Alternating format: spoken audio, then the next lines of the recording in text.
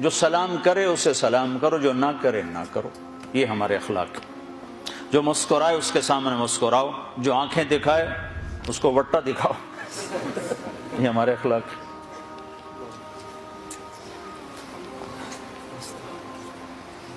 آپ نے ارشاد فرمایا ساری زندگی کے تہجد گزار اور سارے دن کے روزے دار سے آگے نکل جائے گا اچھے اخلاق والا۔ چونکہ یہ مارکیٹ میں سودا ہے نہیں، اور سارے اخلاق کا نچوڑ ایک چیز بتاتا ہوں، یہ زبان قابو میں رکھو، سارے اخلاق قابو میں آ جائیں گے۔ مظفر آباد کشمیر میں ہماری جماعت تھی تو وکلاء کا وفد آیا ملنے، میں نے آدھا پونا گھنٹہ بات کی تو پھر ایک وکیل صاحب کہنے لگے جی ایک نصیحت کر دیں، آپ کی بہت ساری نصیحتیں سنی ہیں، ایک نصیحت کر دیں۔ تو میں نے، اب مجھے دیکھو، میں نے کہا یہ زبان قابو میں، کہا نہ کوئی اور بتائیں، کوئی اور بتائیں، کوئی اور بتائیں۔ اگر آپ اپنی زبان پہ قابو پا لو، غصے کے وقت بھی، خوشی کے وقت بھی، اس میں سے تول لفظ نکالو تو آپ سے بڑا مقام والا کوئی نہیں ہوگا۔ تہجد نماز روزوں سے کوئی آپ کو نہیں پکڑ سکتا، حج عمروں سے آپ نہیں پکڑے جاؤ گے۔ سعید انور اور محمد یوسف جب مسلمان ہوا تو یہ دونوں میرے پاس آئے تو کہنے لگے سارا زور لگ گیا کرکٹ پر، تو کوئی جنت کا شارٹ کٹ بتاؤ، زور ادھر لگ گیا۔ تو میں نے کہا اپنے اخلاق ٹھیک کر لو۔ اس پر تھوڑی سی بات کی، کہا نہیں یہ تو بہت مشکل کام ہے، تو بہت مشکل کام ہے۔ شارٹ کٹ تو پھر یہی ہے، آپ کو جس روڈ پہ رش ہوتا ہے تو آپ گاڑی موڑ لیتے ہو کہ نہیں موڑ لیتے؟ اب وہ پہلے کو کمپیوٹر بھی بتا دیتا ہے ادھر نہ جاؤ، ادھر ٹریفک بلاک ہے، تو آپ خالی روڈ جب ہوتی ہے تو آپ گاڑی بھگاتے ہو، راستہ کھلا ہے بھگاؤ جتنی بھگا سکتے ہو۔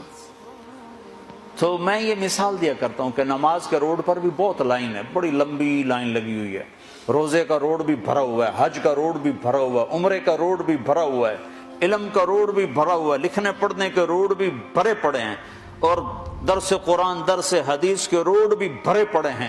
اخلاق والا روڈ ہی خالی، بندہ ہی کوئی، نہ کوئی مرد نہ کوئی عورت۔ تمہاری سزوکی بھی ہوگی تو مرسڈیز سے آگے نکلے گی، چونکہ وہ تو کھڑی ہوئی ہے، تمہاری جا رہی ہے، خدا کے سہارے چلی جا رہی ہے۔ نہ ڈرائیور کی خوبی نہ انجن کا کمال، ہمارے یہاں جب پرانی بسیں ہوتی نا اس کے پیچھے لکھا ہوتا ہے نہ انجن کی خوبی نہ ڈرائیور کا کمال، بس خدا کے سہارے چلی جا رہی ہے۔ تو میرے رب کی قسم، تم یہ مرد عورت اپنے اخلاق اچھے کر لو، تمہیں پکڑ کوئی نہیں سکتا۔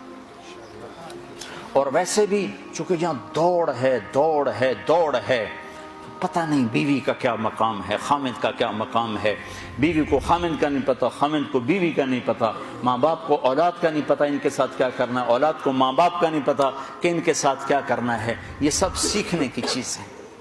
اپنے گھروں کو وقت دو، جو لوگ شادی شدہ ہو اور جن کے بچے چھوٹے ہیں، اپنی اولاد کو وقت دو۔ تربیت ماں باپ کرتے ہیں، انہیں اخلاق سکھانا تمہارے ذمے ہے۔ بیوی بھی جاب پہ جائے، خامد بھی جاب پہ جائے تو بچوں کو کن کے حوالے کرو گے؟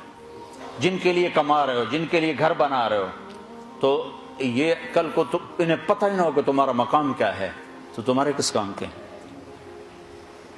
تو اپنی عورتوں کو گھر بٹھاؤ، چھوٹے گھر لے لو، چھوٹی گاڑیاں لے لو، چھوٹی گاڑیاں لے لو، لیکن اپنی عورتوں کے ذمے اللہ نے بہت بڑا کام کیا ہماری عورت کے ذمے، کہ اپنے ایک نسل تیار کرے جو معاشرے میں بہترین انسان بنے، عالی انسان بنے۔ لڑکی ہے تو بہترین بیوی بنے، بیٹی بنے، بہن بنے، ماں بنے۔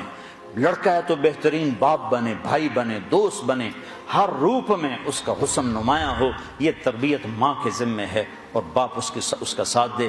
اگر آپ وقت دو گے تو یہ ساری چیزیں اللہ تعالیٰ قابو میں لے آئے گا۔ تو اپنی زندگی میں نبوت والے اخلاق اور نبوت والی بندگی، دو چیزیں داخل کر لو تو زندگی کو کمال مل جائے گا۔